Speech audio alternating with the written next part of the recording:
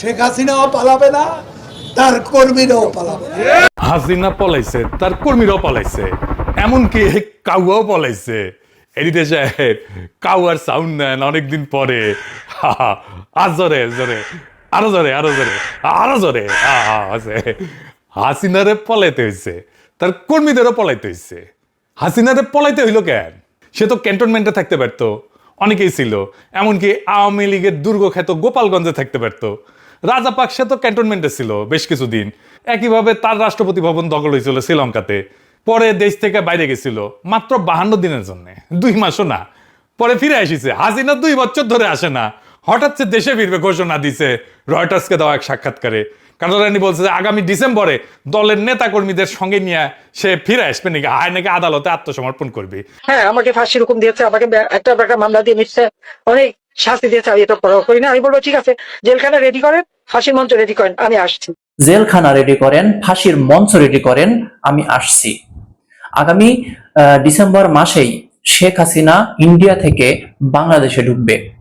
এর আগেও কয়েকবার শেখ হাসিনা বলেছে টুস করে বাংলাদেশে ঢুকবো, আমি খুবই দ্রুত বাংলাদেশে ঢুকবো। তার নেতা কর্মীদের এমন আশ্বাস দিয়েছে। আদৌ কি তিনি দেশে ফিরেছেন? আসলে কি ডিসেম্বর মাসে তিনি দেশে ফিরবেন? এই আলোচনাগুলো নিয়ে পিনাকি ভট্টাচার্যর কিছু বক্তব্য আপনাদেরকে শোনাবো, এবং খুব শক্ত একটা বক্তব্য সেখানে দেওয়া হয়েছে যে শেখ হাসিনা ঢাকা এয়ারপোর্টে নামার সঙ্গে সঙ্গে ওই দিনই যেন ফাঁসির মঞ্চে তাকে তোলা হয় এবং তার নেতা কর্মী সহ একই সাথে যেন শেখ হাসিনাকে ফাঁসি দেওয়া হয়। তো দর্শক, প্রথমে আপনারা এই বক্তব্যগুলো শোনেন, এরপরে বিস্তারিত আলোচনা করব। হাসিনা পলাইছে, তার কর্মীরাও পলাইছে, এমনকি কাউয়াও পলাইছে। এডিটর সাহেব, কাউয়ার সাউন্ড নেন অনেকদিন পরে। আর জোরে জোরে, আরো জোরে, আরো জোরে, আরো জোরে। হাসিনারে পলাইতে হয়েছে, তার কর্মীদেরও পলাইতে হয়েছে। হাসিনারে পলাইতে হইল কেন? সে তো ক্যান্টনমেন্টে থাকতে পারতো, অনেকেই ছিল, এমনকি আওয়ামী লীগের দুর্গখ্যাত গোপালগঞ্জে থাকতে পারতো। রাজাপাকসে তো ক্যান্টনমেন্টে ছিল বেশ কিছুদিন। একইভাবে তার রাষ্ট্রপতি ভবন দখল হয়েছিল শ্রীলঙ্কাতে। পরে দেশ থেকে বাইরে গেছিল মাত্র 52 দিনের জন্য, 2 মাসও না। পরে ফিরে আসিছে। হাসিনা 2 বছর ধরে আসে না, হঠাৎ সে দেশে ফিরবে ঘোষণা দিছে রয়টার্সকে দেওয়া এক সাক্ষাৎকারে। কানাডানি বলছে যে আগামী ডিসেম্বরে দলের নেতা কর্মীদের সঙ্গে নিয়ে সে ফিরে আসবে নাকি, আয় নাকি আদালতে আত্মসমর্পণ করবে। হ্যাঁ, আমাকে ফাঁসির হুকুম দিয়েছে, আমাকে একটা মামলা দিয়ে মিথ্যা অনেক শাস্তি দিয়েছে। আমি এটা পরোয়া করি না। আমি বলবো ঠিক আছে, জেলখানা রেডি করেন, ফাঁসির মঞ্চ রেডি করেন, আমি আসছি। তারপর ওর লেসপেন্সার গুলো এক একজন করছে, আমাকেরও কইছে নেত্রী, আমরা একসাথে যাব, প্লেন ভাড়া করে নিয়ে আসবে নাকি, চার্টার করে। আমরা এখান থেকে লন্ডন থেকেই, মানে ইংল্যান্ড থেকেই 10টি চার্টার প্লেন আমরা নিয়ে যেতে চাই। এটা আমাদের নিজস্ব, এটার মানে হলো সবাই কন্ট্রিবিউট করবে। আমাদের যারা নেতাকর্মী প্রত্যেকে তাদের টিকেটের টাকা দিবে এবং আমরা 10টি, তার মানে 220 সিটা, মানে 220 জন একটা প্লেনে যেতে পারবে। আমরা অলরেডি আমাদের এজেন্টদের সাথে কথা বলছি, তারা এটা ওয়ার্কআউট করছে, আমাদেরকে জানাবে এবং এই প্রস্তুতি সম্পন্ন আমরা ইতিমধ্যেই করে ফেলবো। প্রত্যেক জায়গায় আমাদের নেতৃবৃন্দ দায়িত্ব নিচ্ছেন। তো আমরা প্রস্তুতি নিচ্ছি এবং আমরা চেষ্টা করব নেত্রীর প্লেন নামার আগেই আমরা যাতে সেখানে থাকতে পারি। আমাদেরকেও তিনি নির্দেশনা দিয়েছেন যে আমরাও যেন সব তার সঙ্গে একসঙ্গে, আমরা যারা এখানে অবস্থান করছি, আমরা যেন দেশে ফিরে যাই। আপনারা এটা শুনেছেন, এটাও জানেন আমাদের মাননীয় নেত্রী যা কিছু সিদ্ধান্ত নেন বুঝে শুনেই নেন এবং তিনি তার সিদ্ধান্ত অবিচল থাকে। এখন প্রশ্ন হইতেছে, হাসিনা কেন ফাঁসির দড়ি গলা পড়ার জন্য আসতে চাইতেছে? হাসিনা ফিরে আসাটা কি বাস্তবসম্মত? আসলেই কি সে ফিরবে বা চাইলেই কি ফিরতে পারবে? এই বিষয়টা বোঝার আগে ইন্ডিয়া হাসিনারে নিয়ে কি সমস্যায় পড়ছে সেটা একটু বুঝে দেখি। আসেন, আপনি নিজেরে ভারত রাষ্ট্রের জায়গায় বসেন। আপনার কাজ হইতেছে ভারত রাষ্ট্রের স্বার্থ দেখা। এইভাবে চিন্তা করেন, আপনি হাসিনারে নিয়ে কি সিদ্ধান্ত নিতেন? তাহলে প্রথমে দেখতে হবে হাসিনা ইন্ডিয়ার কাছে কি লাগে। বাংলাদেশের ভবিষ্যৎ নেতা না, পরবর্তী প্রাইম মিনিস্টার আম্মু না, পরবর্তীতে যে দল ক্ষমতায় আসবে তার নেতা না। ইন্ডিয়া তো বেকুব না, তারা জানে হাসিনা, তার দল, তার 14 গোষ্ঠী জিন্দেগিতে বাংলাদেশে ক্ষমতায় আসতে পারবে না।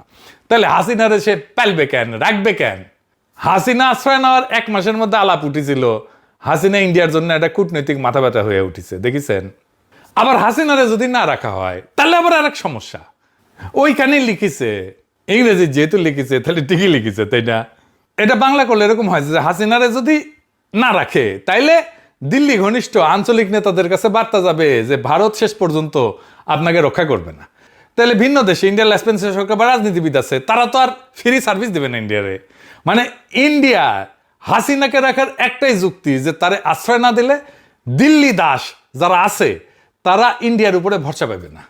আবার উল্টা দিকে হাসিনারে রাখলে বাংলাদেশের সাথে তার সম্পর্ক নষ্ট হইতে থাকবে, বাংলাদেশে ইন্ডিয়া বিরোধী হাওয়া আরো বেশি উঠবে।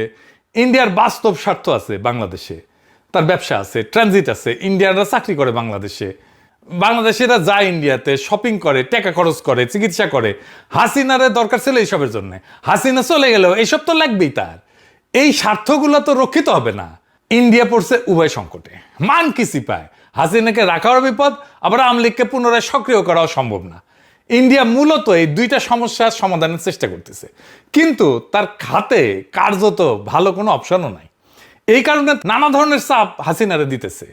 আসলে তাকে চাপ দেওয়ারই কথা। এই চাপের মধ্যে হয়তো অসহায় হইয়া, বেপরোয়া হইয়া শেখ হাসিনা এই সমস্ত আউল ফাউল কথাবার্তা কইতেছে। এই ধরনের কথাবার্তা বলার মধ্যে দিয়ে অবশ্য ইন্ডিয়াও পরীক্ষা করার চেষ্টা করছে যে কতটুকু সে পারে আরেকবার দেখে নেওয়ার জন্য।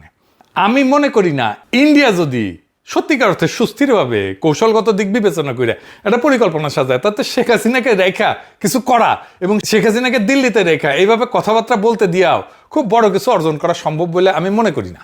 ইন্ডিয়া শেখ হাসিনাকে অনিবার্য বলে মনে করে না, আসলেই তাই। শেখ হাসিনা ইন্ডিয়ার জন্য অনিবার্য না, অপরিহার্য না। হাসিনাকে অনাবশ্যক করে দেওয়ার চেষ্টা ইন্ডিয়া আগেও করেছে, সক্রিয়ভাবে করছে। দর্শক, আপনারা পুরো আলোচনাটি শুনলেন এবং শেখ হাসিনা যে আগামী ডিসেম্বর মাসে দেশে ফিরবেন এবং ফাঁসির মঞ্চ রেডি করতে বলছে, আসলে কি তিনি দেশে ফিরবেন বা দেশে ফিরলে তার যে শাস্তি, অনেক মামলার কিন্তু শেখ হাসিনার বিরুদ্ধে ফাঁসির মামলা সহ অনেক মামলায় কিন্তু তিনি দোষী।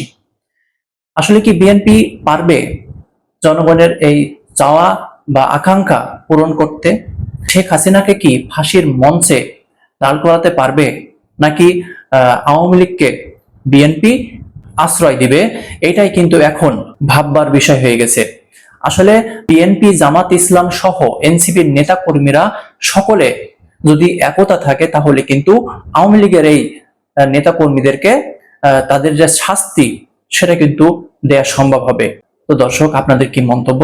আপনাদের মূল্যবান মন্তব্য কমেন্ট বক্সে লিখবেন। সবাই ভালো থাকবেন। আল্লাহ হাফেজ।